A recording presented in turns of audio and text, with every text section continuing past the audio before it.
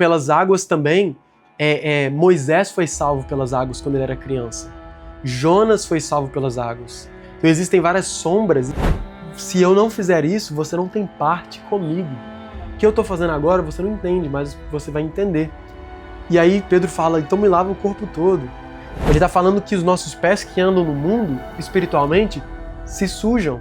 Nós temos que sempre lavar os nossos pés. Então se nós pela fé já entramos no reino, já estamos purificados, nós temos um processo de santificação que é contínuo. Amém. Então hoje a gente vai estar falando sobre batismo ou tevilá. Tevilá vem da palavra, né, no tevilá hebraico. Batismo vem do grego, né, correspondente à palavra imersão. E ela aparece no grego do Novo Testamento. E aí, em hebraico, tevilá também vem do verbo leatbil, que é você imergir algo ou alguém, né, alguma coisa, completamente na água. E a gente conhece, né, o batismo como algo que simboliza arrependimento, purificação, uma nova vida com Deus. E a gente vai ver de onde que veio isso. Um outro termo que aparece, que é bastante conhecido hoje, é mikveh. Mikveh significa ajuntamento, acúmulo de águas. Literalmente é ajuntamento. E a gente vai ver aqui, por exemplo, a primeira vez que a palavra mikveh aparece é em Gênesis capítulo 1. E ele fala assim, e Deus chamou a parte seca terra e ao ajuntamento das águas chamou mares. Então a palavra em hebraico é mikveh hamaim, ajuntamento das águas. Depois em Levítico 11, ele está falando sobre a purificação e ele chama fonte em hebraico de mayan e depois cisterna. É como se cisterna, na verdade, ele usa a palavra bola, que é um buraco, né, que pode ser um reservatório, em que se recolhem águas. Esse recolhem águas é mikveh maim, ou seja, onde se ajuntam águas. Mikveh, normalmente, na tradição, é um ajuntamento de águas naturais. Pode ser um lugar escavado, e a gente vai ver isso, ou pode ser um lugar natural ali. Para ele ser uma mikveh kasher, né, que a gente aprendeu, que é alguma coisa apropriada, uma coisa própria, né, para purificação, de acordo com a tradição.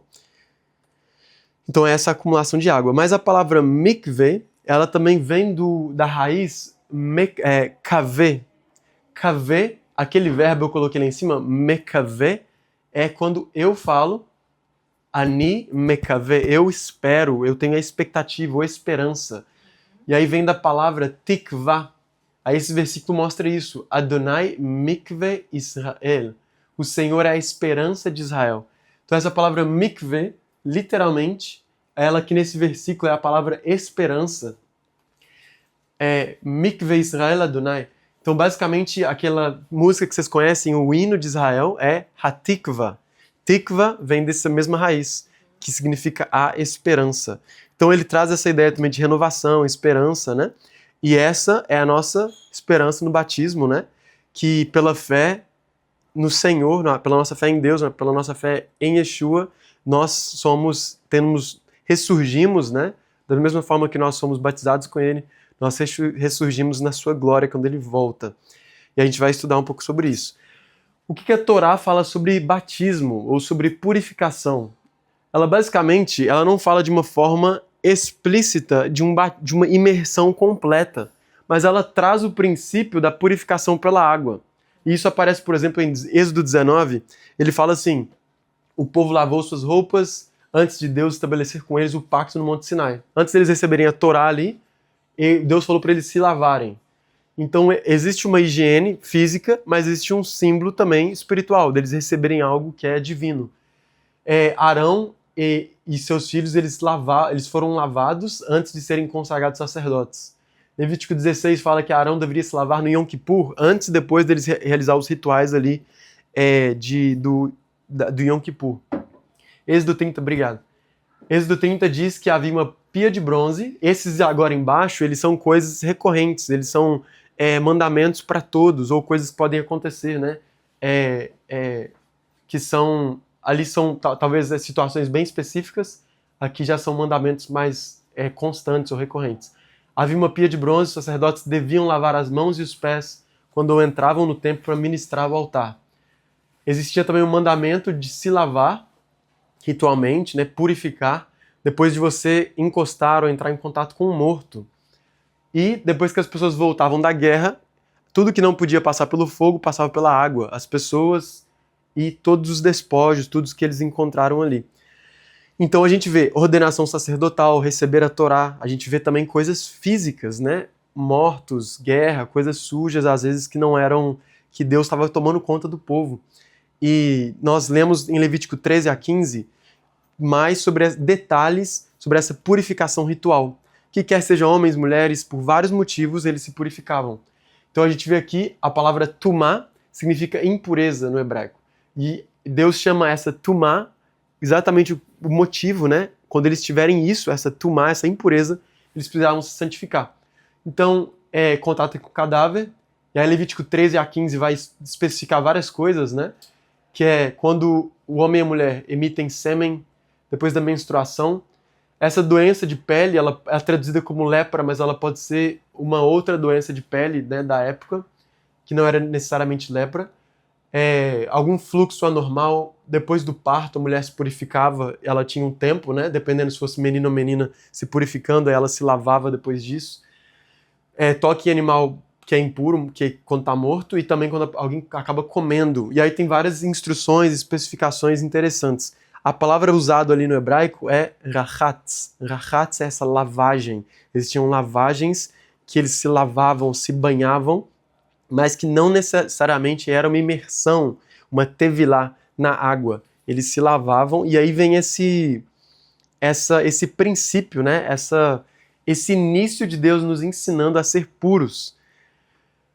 Impureza ritual, ou essa tumá, ela é uma condição temporária. E ela costuma ser uma condição física. Ela não é uma condição...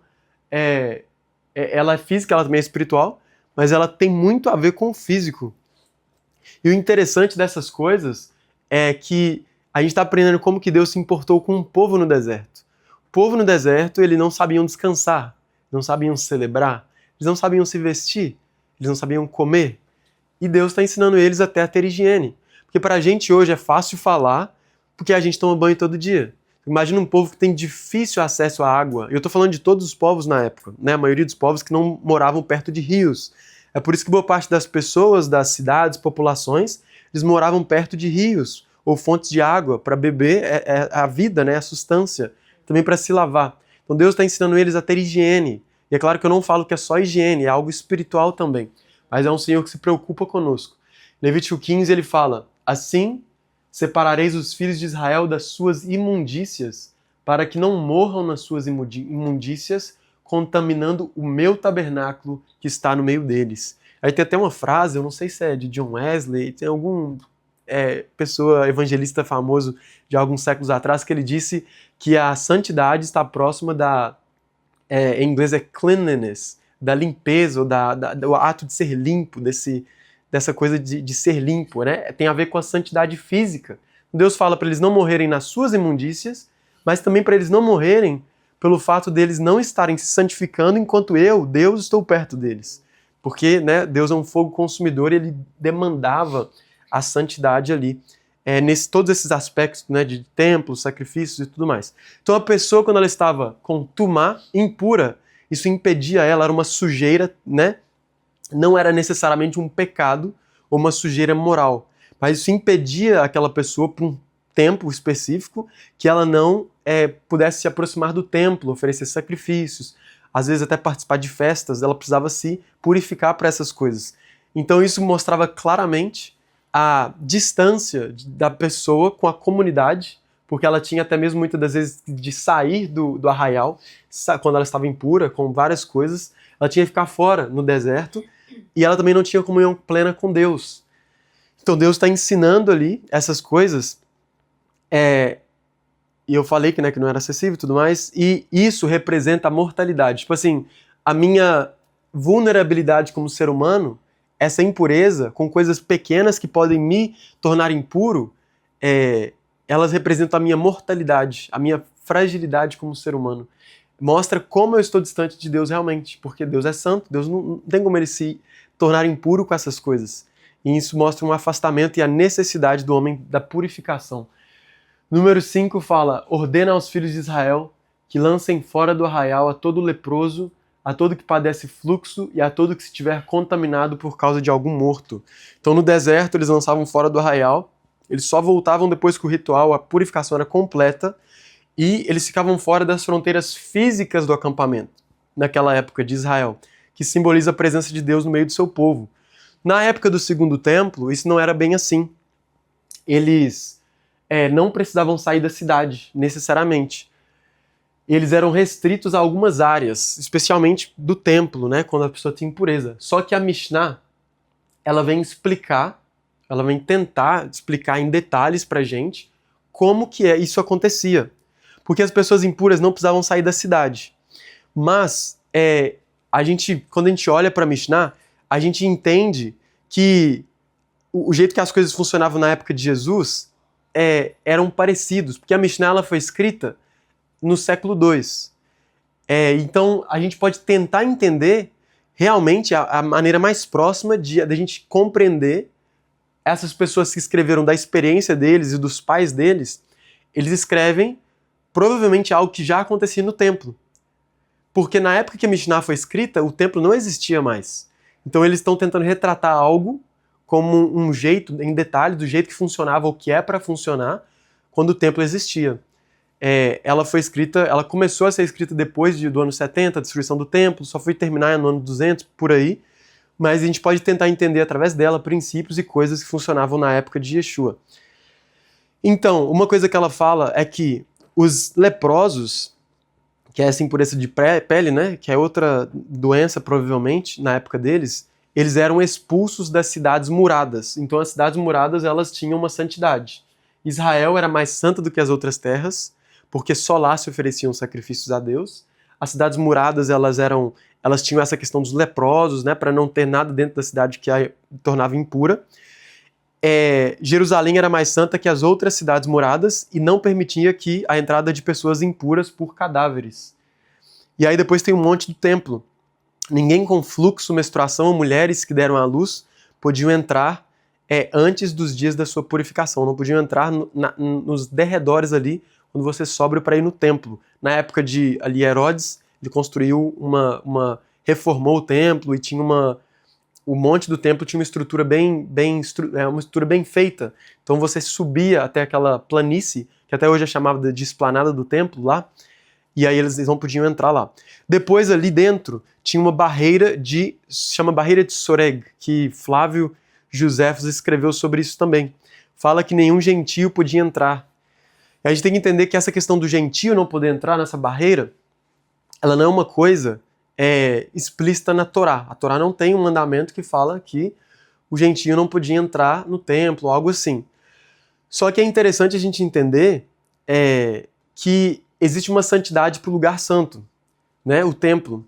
E como que o judaísmo confiaria em pessoas que não conhecem essas leis rituais, deles por acaso se aproximarem desse lugar de forma impura? Então, para facilitar as coisas, eles proibiram, para manter essa santidade. Nós nos purificamos, vocês nem sequer conhecem o Deus de Israel. Então, para não correr o risco de contaminação, existiu essa barreira. Flávio Josefo, ele escreve em Guerras Judaicas, né, Antiguidades dos Judeus também, capítulo 15, depois eu posso mandar para vocês a referência. Ele fala sobre o pátio dos gentios, que era na área externa desse complexo do templo que eu vou mostrar para vocês. Ele escreve assim: havia uma cerca de pedra com inscrições em grego e latim que nenhum estrangeiro poderia ultrapassá-la, sob pena de morte. E depois, em 1871, foi encontrada uma inscrição também no Monte do Templo, escrevendo: nenhum estrangeiro deve ultrapassar a barreira ao redor do santuário. Quem for pego será responsável por sua própria morte. E aqui a gente pode ver essa barreira que a gente está falando, essa aqui, ó. Essa foto é do Instituto do Templo. Então eles são as pessoas provavelmente mais estudadas que querem, né, reestabelecer o templo em Israel. Então, eles entendem muito sobre como funcionava, né, como vai funcionar. Essa daqui fora é essa parte dos gentios. Aí depois a gente vê esse pátio aqui, que eu entendo que é o pátio de uma das purificações. Esse aqui é o pátio das mulheres. E depois é átrio das mulheres, e aqui lá é chamado de pátio de Israel, o pátio dos israelitas. Então as mulheres judias podiam entrar, podiam vir até aqui. Depois Eichal significa o templo, né? A casa, a habitação. Mizbeach é o santuário. Então existiam também níveis de purificação. Para os sacerdotes existiam aqueles que tinham ofertas, podiam chegar ao altar, ao santuário. Existia o Santo dos Santos, que era o sumo sacerdote uma vez por ano. Então existiam todas essas diferenças, né? Essas restrições por santidade mesmo, por eles preservando o Senhor, e uma coisa que, muitas das coisas tem um princípio bíblico, né? Porque a gente sabe que Deus proibiu outras pessoas que não fossem os levitas de entrar em certos lugares, de oferecer sacrifício. Então já existe esse princípio dessa separação. Essa barreira por fora, esse soreg, ele tinha por volta de 1,30 m, 1,40 m, de acordo com alguns estudos. Na época do Segundo Templo, a época do Segundo Templo é entre 500 anos antes de Cristo e 70 depois de Cristo, mais ou menos, que o templo durou. Aí a gente estuda cultura, o que acontecia para a gente entender como que era na época de Yeshua. Já existiam mikves. Eu tô falando mikves, mas na hebraica é mikvaot, no plural. Mikve é isso aqui. Mikve é as pessoas entenderam que elas precisavam se santificar. Elas entenderam que no templo tinha purificação e tudo mais. Então eles começaram a se imergir em água para facilitar esse processo de purificação. Essas mikve, elas eram escavadas na pedra, ou até mesmo naturais, que tem algumas fontes, né, naturais em Israel, que você pode purificar. Basicamente, elas se enchiam com água da chuva. Tinha que ser águas naturais. E muitas escavações foram encontradas em diversas cidades, incluindo Qumran e Jerusalém. Jerusalém, né, também a gente sabe que as pessoas usavam das mikves que tem em volta ali da Judéia para se purificar antes de subir para o templo.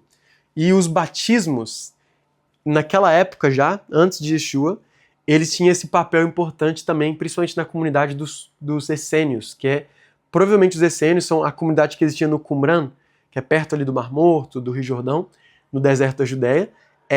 Tinha uma comunidade que eles têm manuscritos antigos, que eles escreveram sobre essa purificação. E aí acredita-se que eles eram os essênios, e aí eles tinham como algo muito importante esses batismos. Eles se importavam muito com essa pureza ritual. E aí foram encontradas por volta, se não me engano, foram 10 mikve, nessa área de Qumran, que é um número muito grande. Porque imagina, você tem todo o trabalho, né? Significa que muitas pessoas, era uma comunidade pequena, então 10 mikve era muita coisa para eles. Eles tinham essa lavagem até mesmo diária. Eles se importavam muito e até exageravam com essas purificações. Esses encontros arqueológicos, eles mostram que essas mikves provavelmente eram, muitas delas como se fossem cisternas, e algumas delas tinham essa entrada dupla. Por um lado você desce, por outro você sobe depois de purificado. Isso mostra que era uma coisa individual, que você ia e se imergia na água. Eu já fiz uma mikve 2 vezes lá em Israel, antes de subir para o Monte do Templo. E a experiência, né, totalmente incrível. Cedo de manhã, naquele frio, com tanto de israelense que estava para entrar no exército, estava fazendo um treinamento para o exército, para entrar para o exército. E aí a gente foi e a gente se tirava, né, se despia completamente, entrava lá no deserto, era ao ar livre, nas montanhas, assim, com floresta perto. Foi uma experiência. Aí você mergulhava 7 vezes, fazia a bênção. Então foi muito incrível, sabe, entender um pouco dessa santidade, desse preparo. Mesmo que não há templo, a gente está subindo para o lugar onde o Senhor escolheu como santo. E aí os manuscritos do Mar Morto, eles explicam esse batismo diversas vezes. Tem uma parte nele que fala o seguinte: não será chama o Manual da Disciplina. Primeiro Manual da Disciplina, capítulo 3, aí eu posso mandar para vocês a referência. Ele fala: não será justificado por meio da purificação das águas, e nem por meio de todas as purificações, e não sei o quê, todos os rios e as águas. Somente aquele que se arrepende verdadeiramente e obedece todos os preceitos de Deus será justificado. Os essênios, eles tinham essa questão da purificação ritual, só que eles estão falando aqui, não adianta você se lavar várias vezes se você não se arrepender verdadeiramente. Esses eram os essênios. Eles eram bem sérios quanto a isso. Eles começaram a acreditar que essa pureza ritual, ela vem através do pecado também. Porque na Bíblia a gente viu, na Torá, que é uma coisa mais física. os essênios começaram a falar o seguinte: se alguém peca, transgride, tem um manuscrito que fala que se você transgride contra a lei de Deus, você está em impureza. Você está em uma impureza espiritual. Então você tem que se arrepender, você tem que voltar, né? E aí eles começaram a considerar, então, quem peca como alguém que está também impuro, contaminado. Então eles sempre tinham esses rituais de purificação. Até eu achei interessante, estava pesquisando, né? Nem trouxe isso aqui, mas eles tinham uma refeição sagrada. E eu achei super interessante porque depois a gente, Yeshua, os discípulos depois, né, a igreja estabeleceu essa refeição em memória do Senhor, que eu acredito particularmente que era algo bem frequente. Porque eles comiam juntos e eles faziam aquilo também em memória do Senhor, não somente na Páscoa. E aí os essênios já tinham uma cerimônia de refeição que eles faziam, e a pessoa já tinha que estar no processo de purificação junto com eles por um ano inteiro, se purificando constantemente, junto na comunidade deles, para ela poder participar dessa refeição sagrada. A refeição sagrada ela é dada também com pão e vinho, e era uma pessoa que era líder ali, né, de forma sacerdotal, ele era líder espiritual daquela comunidade, daquela casa que fazia essa refeição sagrada. Mas o que acontece? Eles começaram a entender então a mikveh como pureza de pecados também. Porque se você peca, está contaminado, você se purifica também como se fosse desse pecado, você está limpando isso. Eles tratavam isso de forma tão séria que chegavam a exagerar. E aí depois a gente descobre o interessante dos essênios, é que eles acreditavam que o templo e os saduceus estavam corrompidos. Eles acreditavam que os saduceus eles tinham se corrompido com basicamente essa filosofia grega, né, helenística, e os romanos e tudo mais, até mesmo porque naquela época quem escolhia o sumo sacerdote era uma coisa política. Então os romanos é que escolhiam o sumo sacerdote. Então os essênios eles foram para o deserto, se isolaram, porque eles acreditavam o quê? Que o templo está corrompido. Se o templo está corrompido, Deus não consegue aceitar o sacrifício do templo. Os sacrifícios do templo eles não são suficientes. Eles acreditavam numa esperança futura, que o Messias, e que seria restaurado aquele templo um dia. Só que o templo não era puro o suficiente, não era capaz de oferecer esse sacrifício para perdão. Então o batismo para eles também, não só isso. Eles não acreditavam que o batismo perdoava pecados igual o sacrifício do templo. Mas o batismo começou a ser, a mikveh começou a ser uma substituição parcial para o sacrifício do templo, porque eles não iam mais no templo, os essênios. E então, essa seita dos essênios, eles esperavam por essa renovação. Então a gente vê que é interessante que a Torá, ela fala de rituais de lavagem, mas não necessariamente é uma imersão completa do corpo. O foco da Torá é purificação também física, da impureza física.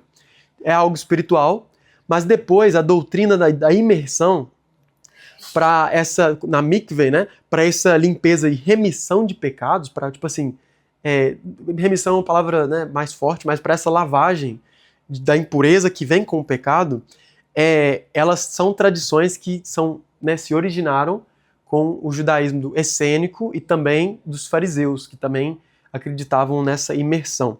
É interessante porque quando João Batista aparece, ele pregou arrependimento, né, através dessa imersão, através do batismo, e ele criticou os religiosos, as pessoas que só se lavavam. E aí é interessante, né? João Batista, né? Yohanan HaMatbil. Yohanan HaMatbil significa o imersor, que é o batista, né? Aquele que batiza, aquele que imerge as pessoas. Ele, basicamente, os fariseus acreditavam nessa prática da mikveh, faziam mikveh, e aí os fariseus, eles descem até João Batista também. E João Batista fala com eles, né? Critica-os, porque eles estavam se lavando, mas faltava arrependimento. E aí essa prática de João ele estava no deserto. E João, ele provavelmente vivia próximo dos essênios. Então teve esse entendimento e essa influência dessa impureza que vem com o pecado. Mas a gente sabe que o batismo, né, em Yeshua, nós somos batizados uma vez para perdão de pecados. Esse é a nossa fé que a gente coloca nele, que é o símbolo, né? Que o batismo é um símbolo. E através disso a gente recebe o dom do Espírito Santo e nós não somos mais impuros para nos adentrar à presença de Deus. Essa é a ideia, né? renovada, vamos dizer assim, ou em Yeshua, no sacrifício dele, que ele é o Cordeiro que tira o pecado do mundo. Então, bendito seja ele, ele mora em nós, o Espírito dele mora em nós, e a gente pode ter acesso à presença de Deus. A gente não pode mais precisamos mais ficar longe, porque, na verdade, Deus ele mora em nós. Não tem nem como, né? Para aqueles que acreditam em Yeshua.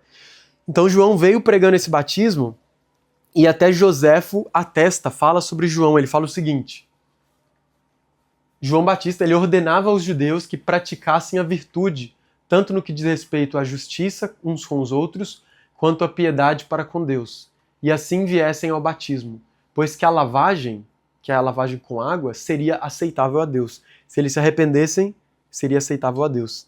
E é isso que ele falava. Ele pregava no deserto da Judéia e batizava no Jordão, assim como está escrito em Mateus capítulo 3.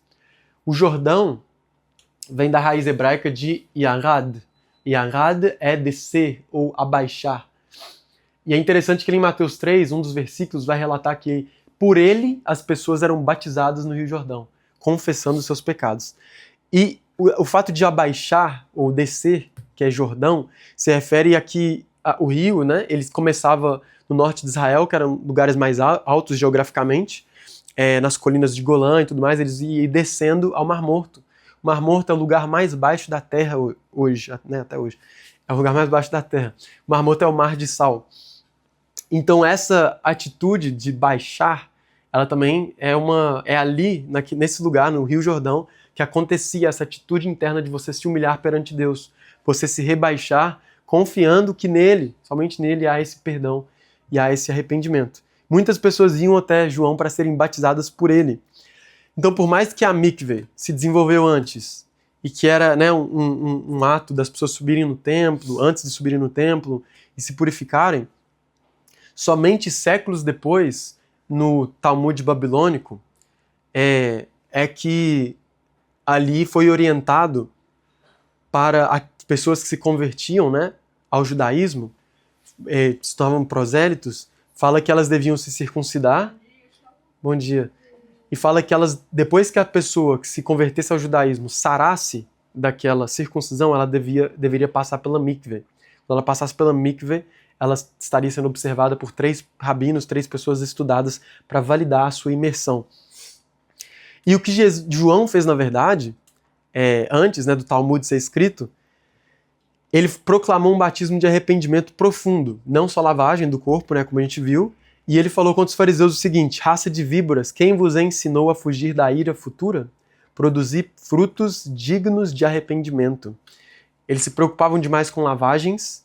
Se der tempo a gente até vê um pouco sobre a lavagem das mãos, como que eles eram, né, toda essa lavagem que vem do templo, eles tomaram para a vida deles, queriam ser santos, puros diante de Deus, mas eles estavam negligenciando coisas importantes da lei, que é a justiça, a misericórdia e a fé, né, as coisas básicas, essenciais. Então João repreende eles, porque eles faziam as coisas, assim como Jesus também fala, eles faziam as coisas para serem vistos pelas pessoas. E João clama: do que adianta passar pelas águas se você não está se arrependendo? Então essa também é uma mentalidade dos essênios, que a gente viu naquele escrito dos essênios, que precisavam de um arrependimento verdadeiro. Quando a gente fala sobre João, quem foi João? O imersor. A palavra promete, profetiza: vejam, eu enviarei o meu mensageiro, que preparará o caminho diante de mim. E então, de repente, o Senhor que vocês buscam virá para o seu templo, o mensageiro da aliança. Aquele que vocês desejam virá, diz o Senhor dos Exércitos. Então João é esse mensageiro que existe também ali, né? Ele prepara o caminho do Senhor, e a gente entende que Yeshua é o mensageiro da aliança, que em hebraico é Malach Habrit. Malach é anjo, mas também mensageiro. Mensageiro da aliança, aquele que traz, né, comunica, ele é o mediador da nova aliança. E em Isaías 40, e também Mateus 3, que cita Isaías 40, fala de João, que ele é voz que clama no deserto: preparem o caminho para o Senhor, façam veredas retas para ele. Então, mesmo que o ministério de João foi um ministério curto em tempo, ele estabeleceu de forma prática essa imersão. Aquilo que já começou a ser desenvolvido pelos essênios, pelos fariseus, João estabelece e Yeshua endossa, confirma. Essa foi a marca da vida de João. Era isso que ele era conhecido. É interessante que Yeshua fala que ele, de nascido de mulher, ninguém nasceu maior do que ele. Então este homem, que ninguém nasceu maior do que ele, é aquele que estabelece e que a forma dele preparar o caminho para o Messias foi: arrependam-se e batizem. A coisa prática que ele fazia é chamar as pessoas para o batismo. Então isso foi que ele estabeleceu. A gente vê que João, ele era nazireu. Ele, quando o anjo aparece para os pais dele, fala para eles não beberem vinho, porque aquele que estaria no ventre dela seria consagrado ao Senhor. Então ele era um nazireu, ele usava roupa de pelos de camelo e cinto de couro, ele comia gafanhotos e mel silvestre, morava ali no deserto, né? Ele escolheu estar no deserto para fazer tudo de acordo com a vontade de Deus, para preparar de forma completa a vinda do Senhor. E é interessante que Zacarias, pai de João, ele era sumo sacerdote quando o anjo Gabriel aparece para ele e fala, né, que um filho iria nascer. E a mãe de João é Isabel, que é prima de Maria. E aí Zacarias não acredita no anjo. E Zacarias fica mudo. E aí depois, quando João nasce, que eles vão colocar o nome de João ali na sua circuncisão, Zacarias começa a falar, porque eles queriam colocar outro nome para João. E aí Zacarias começa a falar, o nome dele é João. E ele volta a falar, e isso é um sinal para as pessoas entenderem que esse menino que nasceu tem algo especial com ele. E as pessoas já começam a pensar, né, quem é esse? Lucas capítulo 1 diz, porque será grande diante do Senhor, e não beberá vinho nem bebida forte, será cheio do Espírito Santo, já desde o ventre de sua mãe. E converterá muito dos filhos de Israel ao Senhor seu Deus, e irá diante dele no espírito e poder de Elias, para converter os corações dos pais aos filhos e os rebeldes à prudência dos justos, com o fim de preparar ao Senhor um povo bem disposto. Tem um encontro, né, quando Isabel cumprimenta Maria, que o neném pula no ventre de Isabel e ela é cheia do Espírito Santo. E depois também fala que ele vem no espírito e poder de Elias, o último capítulo da Bíblia, né, protestante do Antigo Testamento é Malaquias, capítulo 4, que fala daquele que o Senhor enviaria, que ele enviaria Elias antes do grande e terrível dia do Senhor. Então ele enviou Elias e depois Jesus testifica, o Elias que estava para vir é João Batista. E ele vem aqui também, Lucas capítulo 1 já fala que ele é esse que veio no poder de Elias, que é esse espírito, né, que prepara o caminho do Senhor. Elias é conhecido como o símbolo dos profetas. Moisés é a lei e Elias é os profetas. Né? O Tanar é leis e profetas. E tem também escritos, né? Mas todos são escritos ou proféticos ou da lei de Moisés. E quando aparece para Jesus na transfiguração, aparece Moisés e Elias, e eles representam a lei e os profetas que falam sobre Yeshua. Então quando ele vem no espírito de Elias, ele está vindo no espírito profético, que revela o Messias, de quem todos os profetas falaram. Então o que acontece é que a gente vê uma passagem interessante em Lucas 16, que fala o seguinte, Jesus falando que todos os profetas e a lei profetizaram até João, e desde então é anunciado o reino de Deus, e todo homem emprega força para entrar nele. Isso significa que de forma violenta e intencional, nós entramos através do Espírito no reino de Deus. O reino de Deus não é mais uma coisa que os profetas estão profetizando. Eles profetizaram até João. Mas a partir de João e os discípulos de Jesus, eles proclamam, é chegado o reino de Deus. Eu gosto de uma expressão em inglês que fala, it is at hand. Tipo assim, está à distância de sua mão, ele está aqui. O reino de Deus está próximo, está ao alcance, ele está entre vocês. E esse é o que pela arrependimento e força, violência, a gente entra e toma posse desse reino, né? Através do Espírito Santo, através do reino de Deus, e através dessa eclesia, dessa igreja que não pode ser parada por nada. E a gente vê também que o batismo nas águas e o batismo no Espírito são coisas que na Bíblia estão diretamente conectadas. A gente vê em Mateus 3 escrito, eu, na verdade, batizo com água para arrependimento. Mas aquele que vem depois de mim é mais poderoso do que eu, cujas sandálias não sou digno de levar. Ele vos batizará com o Espírito Santo e com fogo. Quem fala isso é João, está falando sobre Jesus. Então existe o batismo físico nas águas, que é uma coisa para obediência, é um ato, mas também existe a manifestação da promessa de Deus, que é o batismo do Espírito Santo, que é a promessa e a graça de Deus para que nós possamos andar nas suas instruções. Então nós nos tornamos filhos de Deus, o nosso espírito é regenerado nele quando nós recebemos, né, acreditamos nele e somos renovados. E é interessante que o batismo, então, né, com esse princípio, com esse entendimento, ele nos lava por dentro e por fora. Tem um versículo que diz em Tito 3, ele fala: nós éramos insensatos, desobedientes, vivendo na malícia da nossa corrupção, mas quando apareceu a bondade e o amor do Senhor para conosco, não por obras de justiça praticadas por nós, mas segundo sua misericórdia, ele nos salvou mediante o lavar regenerador e renovador do Espírito Santo. Então, o batismo nos lava por dentro e por fora. Atos capítulo 2, Pedro fala para as pessoas ali que perguntavam, eles acreditavam e eles perguntaram: o que nós devemos fazer?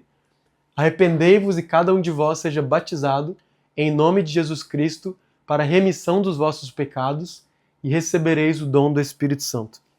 Então, pela fé, nós somos batizados em Jesus, no Messias, e em seu nome para a remissão dos pecados. Essa remissão, ela significa esse perdão completo, a absolvição do pecado e da consequência do pecado.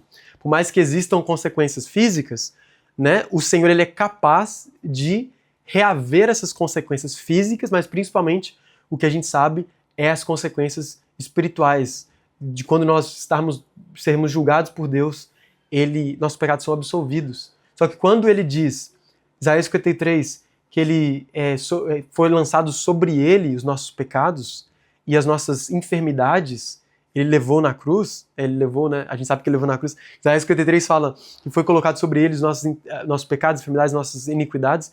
Isso significa também que há uma restauração, pelas suas pisaduras nós somos sarados. Então o pecado físico também, ele tem que ser, a consequência física tem que ser reavida, restaurada também por Yeshua. E é por isso que a gente, de forma violenta, toma posse do reino de Deus. Porque o reino de Deus é uma coisa que ele está por vir, mas ele é aqui e agora. Então a gente pode tomar posse desse reino e a gente vive, experiencia e traz esse reino de Deus nas nossas vidas agora. Não só perdão na nossa consciência, entender que somos perdoados, mas também que o reino de Deus ele vem para o sinal, né, do reino de Deus. Muitas das vezes, até quando João Batista manda perguntar para Jesus se ele era o Messias, ele fala: você não vê os cegos estão vendo, os mancos andando, os leprosos sendo curados? Ele está falando isso porque esse é o reino que é chegado, e isso é cura. É por isso que nós tomamos posse desse reino. Jesus, ele também foi batizado. Por que Jesus foi batizado? É interessante, a gente vai ver a passagem, eu não vou ler por questão de tempo, mas basicamente no versículo 14, ele fala o seguinte, em Mateus 3, ele vem para ser batizado por João e ele fala assim: João fala para ele: eu precisaria ser batizado por você e você vem a mim. E Jesus fala o seguinte: deixe assim por enquanto, convém que assim façamos para cumprir toda a justiça. Então Jesus está falando com João: é necessário que eu seja batizado. Por que será que Jesus tem que ser batizado, sendo que ele não tinha pecados? Hebreus capítulo 4 fala que ele não tinha pecados. Mas o que acontece é que ele se submete. Primeira coisa, eu coloquei tópicos aqui para depois eu mandar o slide vocês conseguirem lembrar ou ver essas coisas. Ele se submete ao batismo. Por quê? O batismo, eu encontrei vou mostrar para vocês um versículo super interessante, mas basicamente ele submete à vontade de Deus. Tudo que era vontade do Senhor, ele tinha que submeter. Se era a vontade do Senhor que ele se identificasse com o nosso batismo como pecadores, ou nós nos identificarmos com o batismo dele, de alguém santo, então ele tinha que ser batizado. Então era a vontade de Deus. Mas também em Isaías 53 fala que ele foi contado com os pecadores. Então ele se identificou com os pecadores. Então era necessário, não só na cruz, mas também no batismo ele fosse contado com os transgressores, ele se identificasse. Ele fez isso para validar o batismo de João, e endossar o batismo. Ele endossa o ministério de João. Ele fala assim: eu acredito no que João está pregando, mas também eu valido que o que João está falando sobre batismo é algo certo, é algo verdadeiro. Isso quando ele é batizado. E o interessante também é que Yeshua, ele é o verdadeiro servo de Deus. E o servo, em algumas passagens da Bíblia, é Israel, quando fala sobre isso. O meu servo, está falando de Jacó. Então, quando Israel passa pelas águas do Mar Vermelho e depois passa pelas águas do Jordão, Yeshua também faz isso. Israel é chamado do Egito e passa pelas águas. E Yeshua, quando era criança, foi chamado do Egito. E então um versículo que fala: do Egito chamei meu filho. Está falando de Jacó, mas está falando de Jesus. Jesus, quando era pequeno, fugiu para o Egito para fugir das mortes das crianças. Ele sai do Egito e passa pelas águas. Então ele entra no ministério dele através do Jordão. E é interessante que na palavra também tem muitas sombras sobre o batismo. Uma coisa antes da gente ver essa sombra, Isaías 42 falou do servo, né? Ele fala assim: eis aqui o meu servo a quem sustenho, o meu eleito, em quem se compraz a minha alma. Pus o meu espírito sobre ele. Quando Yeshua é batizado, o que acontece? Esse é o meu filho, de quem tenho prazer, de quem me comprazo. E o Espírito Santo desce em forma corpórea sobre ele. Isso já tinha sido profetizado. E o interessante, olha só, fala da aliança que ele traria, ele seria luz dos gentios, e depois no versículo 7, ele fala assim: e os olhos dos cegos serão abertos, e ele tirará para tirar da prisão os presos. Então ele fala do ministério de Yeshua, e esse capítulo é muito interessante. Ele fala muito do ministério do servo, do Messias. A partir de Isaías 42 até 53 ele fala bastante. Por que Yeshua foi batizado? Mais uma coisa, ele significou ali a unção do Espírito, porque quando ele é batizado ele é cheio do Espírito Santo. Então isso foi também algo que precisava ser cumprido. Isaías capítulo 11 também fala do que o Espírito do Senhor é sobre mim, ou repousa sobre mim. Então, através do batismo e da fé, nós recebemos poder, nós recebemos o Espírito. Ele fez isso para ser exemplo, mas também, porque imagine só, quando Yeshua ele desce nas águas, o batismo, ele já tinha ali, né, por volta dos seus 30 anos, ele já tinha vivido uma vida de santidade. Quando ele desce nas águas, as águas daquele batismo deveriam apontar para o seu pecado. Porque as águas mostravam que você tinha pecado para que você, pela fé em Deus, fosse perdoado. É assim que é o batismo para nós hoje. Nós descemos nas águas falando assim: me limpa, Senhor. A minha fé no Senhor é que me perdoa. Só que Yeshua, quando desce as águas, não tinha pecado. Ele foi encontrado como santo e perfeito e, portanto, digno da morada do Espírito Santo. Então ele recebe a unção do Espírito Santo.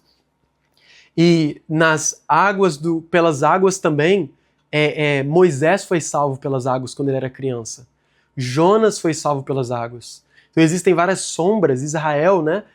A palavra fala, eu vou ler para vocês daqui a pouco, mas basicamente essas sombras apontam para as águas que também são ressurreição. Porque Jonas, para ele, foi uma nova vida. Moisés, nova vida na casa ali de Faraó. Então, para nós e para Yeshua, aponta para a nova vida. Em Romanos 6 e Colossenses 2, fala que o batismo representa morte, o sepultamento nosso com ele e a ressurreição. Então o Yeshua estava apontando para o ministério dele, que traz vida para nós, traz redenção para nós, e que ele iria morrer e ressuscitar. Então por isso que o Yeshua batiza, porque o batismo é um símbolo de morte e nova vida. E ele estava apontando para o ministério dele, a missão dele, que era morrer no madeiro por nós. Então, em Isaías 42 também, o Senhor fala depois que ele faz algo novo. Ele está fazendo uma coisa nova. E é isso também que o batismo representa. Querendo ou não, é estabelecido o batismo como um mandamento, né, como algo novo do Senhor. 1 Coríntios 10 fala: irmãos, não quero que vocês ignorem o fato de que nossos pais estiveram todos sobre a nuvem e todos passaram pelo mar. Em Moisés, todos eles foram batizados na nuvem e no mar. Isso aqui é Israel. Eles foram batizados na nuvem e no mar. E em Yeshua hoje nós somos batizados no Espírito e nas águas. Esse é o símbolo do batismo, a figura do batismo. Quando fala que eles foram batizados em Moisés, está falando sobre Moisés, é aquele que liderou eles através desse batismo, através da passagem deles pelas águas, né? as águas que, Mar Vermelho, fé em Deus, vida nova, liberdade, né, da escravidão. Mas, então, quer dizer que eles assumiram o jugo da aliança em Moisés. E nós hoje assumimos esse jugo da aliança e esse pacto novo também em Yeshua. É ele que nos lidera através desse batismo. Ele é esse novo homem, esse novo Adão. Então, quando nós somos batizados nele, esse jugo dele nós sabemos que é leve, que seu fardo é suave e que ele é quem nos conduz ao reino. Então nós vemos também um símbolo, né, do batismo, é Moisés, mas também fala sobre Noé. E todas essas coisas profeticamente apontam para a ressurreição. Cada uma dessas experiências que eu falei para vocês, Jonas, Moisés, Noé, que a gente vê aqui, Moisés na água, quando criança também, eles apontam para uma nova vida. Eles apontam, olha o que Pedro fala. Cristo padeceu uma vez pelos pecados dos injustos, para levar-nos a Deus, mortificado na verdade na carne, mas vivificado pelo Espírito. Nos dias de Noé, enquanto a arca era construída, nela apenas algumas pessoas, a saber 8, foram salvas por meio da água. Isso é representado pelo batismo, que agora também salva vocês. Não é a remoção da sujeira. Lembram o que era o batismo? Os fariseus ficavam se batizando e João falou, não, tem que se arrepender. Ele não é a remoção da sujeira do corpo, mas o compromisso de uma boa consciência para com Deus, por meio da ressurreição de Jesus Cristo, que subiu ao céu e está à direita de Deus. A ele estão sujeitos anjos, autoridades e poderes. Então é a nossa consciência, o entendimento de que a gente é perdoado nele, de que a fé nele é que nos redime dos pecados, nos arrependemos e temos fé nele. O interessante para a gente entender é que em João capítulo 4 fala, Jesus fazia e batizava mais discípulos do que João. Ainda que Jesus mesmo não batizava, mas os seus discípulos. Então existe algo interessante também com o batismo que João Batista inicia no seu ministério, é que a gente viu que o batismo da mikve era algo individual. Você entrava e se imergia na água. O batismo para entrar no reino de Deus, através de Yeshua, é um batismo que existe uma autoridade, alguém sobre você. Alguém que já faz parte do corpo de Cristo e que ele te imerge nesse entendimento, nesse batismo no corpo, né, que é de Cristo. Nós somos batizados todos nele, né, em Cristo. Então alguém que já crê, já acredita, batiza a pessoa, representando que ele está sendo batizado, ele está debaixo de uma autoridade, ele está debaixo de pecado, ele precisa do corpo e ali como representação ele adentra. E o interessante também é que ao mesmo tempo que a partir de João a gente precisa de alguém para nos batizar nas águas, para perdão de pecado, o batismo do Espírito Santo, várias vezes no livro de Atos, ele também é representado como os apóstolos eram enviados para cidades, por exemplo, Samaria, quando eles não acreditavam em um Messias e não tinham o Espírito Santo, em várias ocasiões, Paulo, Pedro, João, eles colocavam as mãos sobre as pessoas para que recebessem também o Espírito Santo. Então assim nós somos batizados por alguém para entrar no corpo, né, na família, no reino de Deus. Colossenses capítulo 2 fala, e estais perfeitos nele, que é a cabeça de todo principado e potestade. Nele também vocês foram circuncidados, não com uma circuncisão feita por mãos humanas, mas com a circuncisão feita por Cristo. Sepultados com ele no batismo. Nele também ressuscitastes pela fé no poder de Deus, que o ressuscitou dos mortos. Então o batismo é o quê? Nós nos identificamos com a morte dele, para que também possamos nos identificar com essa novidade de vida que há nele. Colossenses 2. Havendo riscado a cédula que era contra nós nas suas ordenanças, a qual de alguma maneira nos era contrária. Né? A gente olha e a gente vê, caramba, olha só quanta coisa tem contra mim, olha só com quanta coisa eu errei. E atirou do meio de nós, cravando isso que era contra nós na cruz, despojando os principados e potestades e os expôs publicamente, deles triunfou em si mesmo. Este é o símbolo do batismo. Quando a gente fala sobre batismo, quando a gente prega, né, que tem que se batizar, essa é a vitória de Yeshua. É por isso que ele deu exemplo, é por isso que nós batizamos hoje. Romanos 6 diz, todos nós que fomos batizados em Cristo Jesus, fomos batizados na sua morte. Fomos, pois, sepultados com ele na morte pelo batismo, para que, como Cristo foi ressuscitado dentre os mortos, pela glória do Pai, assim também andemos nós em novidade de vida. Então, pela nossa fé no sacrifício de Yeshua e com o ato do batismo, né, uma atitude, nós temos a remissão dos pecados. E nosso relacionamento, né, nossa comunhão, conexão com Deus é restaurada. A palavra fala então, nós fomos batizados. Então a Bíblia é clara que existe um batismo, nós fomos batizados. E isso declara a minha fé nele, que me salva. Um batismo, nesse versículo fala um só corpo, uma só fé, um só batismo.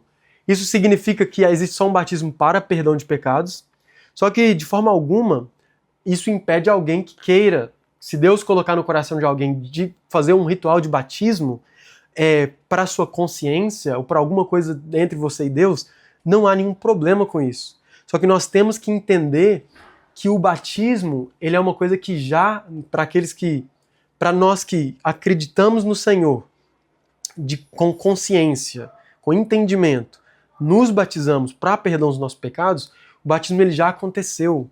O que precisa acontecer é o nosso entendimento do amor de Deus, da justiça de Deus, que se cumpre em Yeshua para as nossas vidas. A gente precisa entender. A palavra fala em João capítulo 1, versículo 1, que nós temos um advogado fiel e justo. Se nós pecarmos, ele é fiel e justo para perdoar os nossos pecados e nos limpar de toda impureza. Nós não precisamos do batismo novamente para nos perdoar do pecado, nos limpar da impureza. Ele, quando a gente confessa, nos perdoa e nos limpa. Então a gente precisa desse entendimento cada vez mais profundo em nós, que ele nos perdoa. Então por que a gente precisa de batizar, ter essa obediência ao batismo? Ele é um testemunho, né, da nossa fé. A gente entende que ele é válido e que ele certifica perante as pessoas e perante o mundo espiritual que nós temos um pacto com Deus. Nós temos a nossa fé nele. Então, o batismo ele é um mandamento. Ele é um passo que ele é essencial para a fé e ele é totalmente ligado com a salvação. Ele representa, como a gente já disse, morte em Cristo e vida, ressurreição em Cristo. E ele é necessário. A Bíblia fala, na verdade, de um ato até imediato do batismo. A Bíblia fala o seguinte, como mandamento: ide por todo mundo, pregar o evangelho a toda criatura, quem crer e for batizado será salvo, mas quem não crer será condenado. João 3, Jesus disse: em verdade te digo, que quem não nascer da água e do Espírito não pode entrar no reino de Deus. Então nós não devemos de forma alguma começar a pensar que o altar é a chamada para o arrependimento na igreja. Alguém tem aquele chamado para ir para o altar, ele se arrepende, levanta a mão, faz uma oração, que aquela pessoa se arrependeu do jeito que a Bíblia fala. O arrependimento ele é atitude, né? Ele inclui também mudança de pensamento, mas ele é atitude e ele é passagem pelas águas. Então a pessoa a fazer uma oração para a salvação não é suficiente de acordo com a Bíblia. Ela demanda, é um mandamento ser batizado nas águas. O batismo ele não é só um símbolo externo de arrependimento, ele também é algo espiritual, ele é uma declaração, é uma atitude, é um passo de fé. E você precisa ser batizado em Cristo Jesus. Quando você é batizado, é um ponto de partida para a sua vida com Deus, né? Nessa aliança com Deus. Vamos ver o que a Bíblia fala sobre o arrependimento logo depois, imediatamente após a conversão. Atos 8. Felipe está pregando para o eunuco, lê ali para ele, interpreta com ele os versículos da palavra, e o eunuco fala o seguinte: eis aqui água, que impede que eu seja batizado? Então mandou parar o carro, ambos desceram à água, tanto Felipe como o eunuco, e Felipe o batizou. Aqui é sobre Paulo, quando Paulo se converte a Deus, a Deus através de Yeshua. Imediatamente lhe caíram dos olhos como que umas escamas e tornou a ver. A seguir, levantou-se e foi batizado. Então isso é parte da resposta de fé. Você acredita, você é batizado. Claro que a gente precisa ter entendimento, né? Atos 16 fala sobre a família de Lídia. Fala o seguinte: o Senhor lhe abriu o coração para atender às coisas que Paulo dizia. depois de ser batizada, ela e toda a sua casa. O batismo também se estendeu como declaração de fé para a família dela. Em Atos 10, ainda se discutia sobre os gentios entrarem no reino de Deus. E sobre o batismo, obviamente, né, que era a entrada, uma declaração de fé. Então Pedro fala o seguinte: pode alguém, porventura, recusar a água para que não sejam batizados estes que, assim como nós, receberam o Espírito Santo? Então, ordenou que fossem batizados em nome de Jesus Cristo. Isso aqui foi na casa de Cornélio, quando o Espírito Santo cai sobre eles. E eu acho interessante que a gente tem uma questão hoje em dia, se a gente deve ou não batizar crianças. O meu entendimento é, através desse versículo, se Deus não está negando o Espírito Santo para uma criança, quando aquela criança com entendimento entende o reino né, tem o suficiente, se ela for batizada com o Espírito Santo, quem somos nós para negar as águas para o arrependimento para aquela criança? Então, como é que a gente poderia negar isso? Então, né, eu não estou dando apoio para o batismo infantil do recém-nascido, porque no batismo ele tem que ser com entendimento. E nós entendemos que nós somos batizados com entendimento, o nosso batismo é válido, né? Não tem um julgamento ou nada do tipo para uma pessoa. A gente cresce na fé, a gente cresce em arrependimento, mas se nós batizamos com fé na salvação de Yeshua, o nosso batismo é válido. E a palavra também fala que a gente deve ensinar. Interessante, a gente não só deve batizar, mas ensinar as pessoas. Então não para só no batismo, né? E Yeshua, ele conclui a última ordem dele, antes dele ser assunto aos céus ali, com essa ordem. E a gente vai estar concluindo, né, nossa aula com essa ordem. Foi-me dada toda a autoridade no céu e na terra, portanto vão e façam discípulos de todas as nações, batizando-os em nome do Pai, do Filho e do Espírito Santo, ensinando-os a guardar todas as coisas que vos tenho ordenado. E eis que estou convosco todos os dias até a consumação do século. Batismo, fazer discípulos e ensinar. Mandamento do Senhor, estar sempre conectado. Uma curiosidade que eu vou dar para vocês para a gente terminar a aula eu pensei sobre a questão. Alguém me trouxe, na verdade, essa questão sobre Yeshua, ele lavou os pés dos discípulos. E aí, ele vai lavar o pé de Pedro, e Pedro fala, de forma nenhuma, Senhor. E aí Yeshua fala o seguinte: se eu não fizer isso, você não tem parte comigo. O que eu estou fazendo agora, você não entende, mas você vai entender. E aí Pedro fala, então me lava o corpo todo. E Yeshua fala, quem já se lavou, quem já se banhou, precisa apenas lavar os pés. Todo o seu corpo está limpo. Quando Yeshua fala, você já foi lavado, os discípulos já tinham sido batizados. Porque aquela ali era a última semana do ministério de Yeshua, antes dele ir para o madeiro. Então essa pessoa que já se lavou, ele já foi batizado, ele já foi limpo, e Yeshua está falando para Pedro, você já se lavou, quem já se lavou não precisa. E essa lavagem é fé, né? Fé através do batismo, a fé no Senhor. Então ele já tinha sido regenerado, né?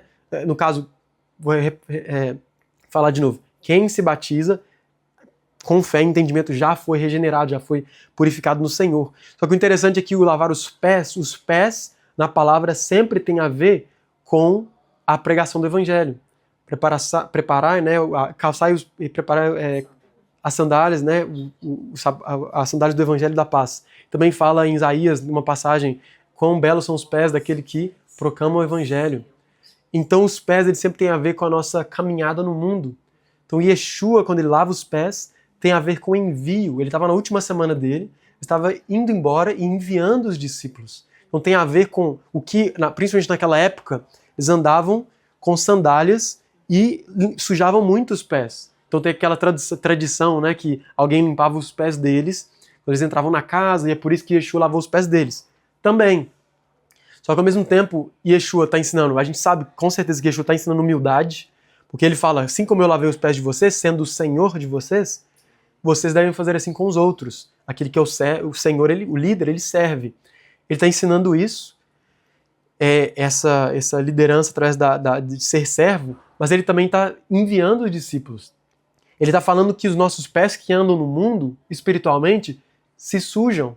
Nós temos que sempre lavar os nossos pés. Então, se nós pela fé já entramos no reino, já estamos purificados, nós temos um processo de santificação que é contínuo. E isso seria o lavar os nossos pés. E ao mesmo tempo que Yeshua está enviando eles para o mundo, como aqueles que proclamam o evangelho.